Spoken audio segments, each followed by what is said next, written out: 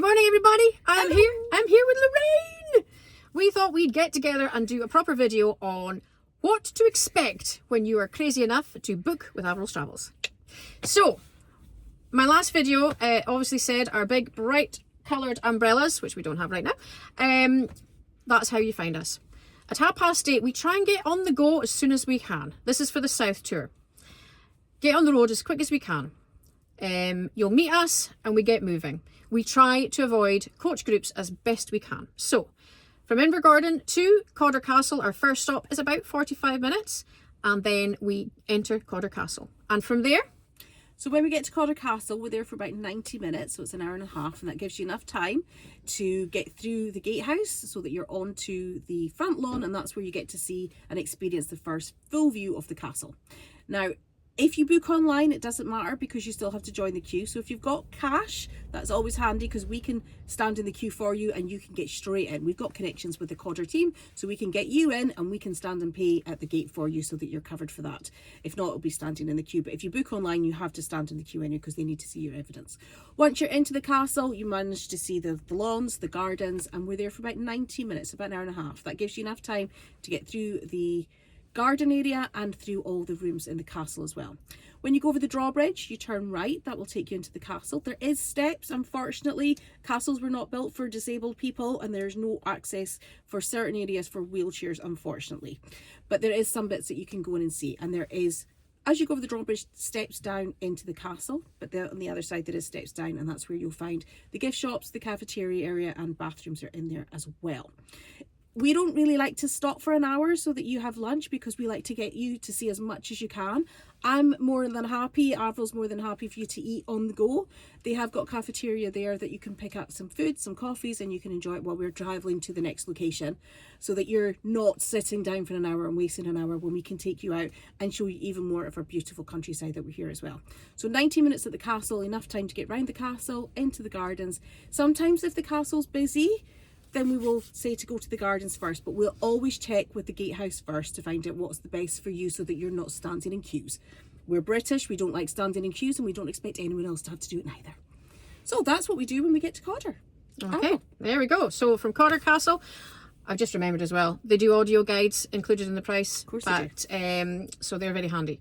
So yes, Codder Castle. From there, we then head over to Cairns. We're actually here right now. Cairns, anyone who is Outlander fan related will know the significance. I always preempt by saying it doesn't look like anything like the ones in the TV, but these are the stones that started it all off.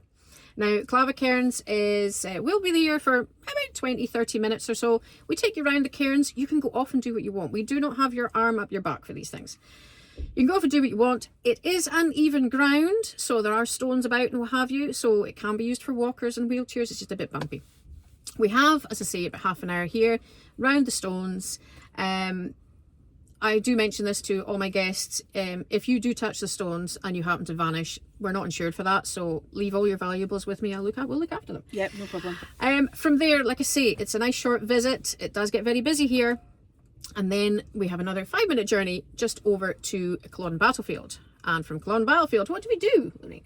So once we get to Culloden Battlefield, there is different options of what we do. We're there for about an hour, but the best way to do it is if the weather's good, then we'll take you out on the battlefield. If the weather's bad, sometimes they have to close it if it's really stormy, but we'll take you up onto the roof or onto the decking area so you can see as much of the area as you want.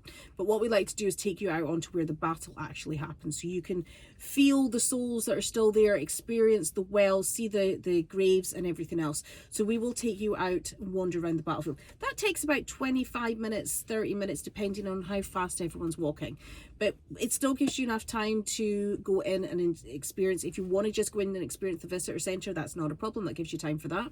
There's also the bathroom stop there. They also have a cafeteria area as well, which you can, again, buy food and take out, or if you want to sit in there, if you've got enough time for that as well. And they've got a gift shop there as well, so that you can pick up anything that you need for friends and family back home. But we're there for approximately an hour, giving you enough time to go around the battlefield, see the old croft house that's there as well, taking you down to the blood well so you can experience that, and then over to where all the graves are and the monuments as well. And then enough time for a bathroom stop, a coffee stop, a gift shop, and then back onto the bus into our next location. That is indeed right. We don't hold your arm again and say you have to come out with us. If you feel, again, walking ability, it's all flatlands. You can go into the museum. That is a paid for as well. We do always say though, Outlander has become very, very popular and it is a very busy place. There's actually a couple of coaches there today and that is in January. So it is a very busy place on cruise ship season. So we kind of get out and, as I say, we take you on the tour around the battlefield. So yeah, perfect. Now we're leaving the battlefield. We will endeavour our best to drive through Inverness. Inverness is a very busy place and we're trying to get you to get immersed in all the history of the place. We don't need to stop. Yeah, sometimes private tours, yes, we'll stop in Inverness. But we're heading out to Loch Ness, the famous Loch Ness, and the home of our friend Nessie. That is a photo stop, a photo opportunity. We don't want anyone going swimming. It is very, very cold and it's very, very deep. It's not advised. But it is a huge, huge loch. And we go out there to see if we can see her. But we have on good authority that we have to be plying you with lots of alcohol for that to happen. And we're just poor tour guides. We can't afford much of the whiskey. We've got the wrong van. No whiskey in this one. Oh, I'm sorry, I drank it. She's drank all the whiskey. Of course she has. It's Christmas and New Year. We needed to. Hogmanay doesn't pass without whiskey, It's you know. fast. See, I don't drink. Anyway, so Loch Ness is a photo stop. Then we head over to the village over of Bewley. Now, Bewley is home of the Frasers. Are the Frasers important, Lorraine? They're one of the biggest clans in the area, so yes, I would say that they're quite important. What is important about the damn Frasers? Well, they made this Outlander story. It was all about the Frasers there, but they own a whole load of land and they've got amazing history. Then there's Lord Lovett. Oh my goodness, the stories I could tell you about Lord Lovett. Does anyone know what he is? Oh, exactly. Well, he was hiding at Codder at one stage, remember? And then he went down to London and then he kind of travelled on from there. Yeah, so it's all connected. Yes. So yeah, we have a time in Bewley, a little bit of a stop. A comfort stop as well. We'll visit the shop of that was opened by Diana Gabaldon when her books became so famous and the TV series came out. So she opened the bookstore, lovely little place. It's a nice place for a quick, as I say, comfort stop, and then we have to go and meet Jamie, don't we? We have to meet Jamie. Okay, so we have to go and meet Jamie. Now, ladies beware, what you see on TV, like Clive Cairns, is not what you see in real life. So we will go. But he is a big, he's a big lad, right? He's a big boy. He's cute. So yes, we go and meet some beautiful Highland cows. One of them, of course, is called Jamie Fraser and Katie Morag. Beautiful place, Robertson's Farm. Anything Highland cow related, you will find it there. Oh, They've yes. got a lovely little shop. So yeah, we head there and then we have some time there and then we head back to the ship. Now our tours are 8:30 to 3:30.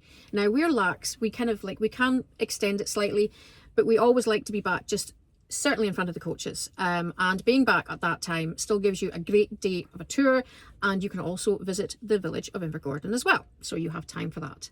I think we covered everything. I think we have. Yes. Oh well. So that's what to expect on the South Tour. Okay, so when you're doing the South Tour, mainly Outlander-esque, that is what to expect with us on that.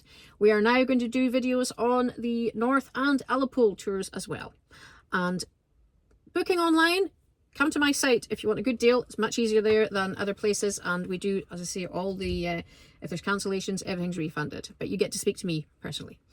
All right, I hope that's covered everything from me and Lorraine. We shall speak to you soon. Ta-da, bye. Bye.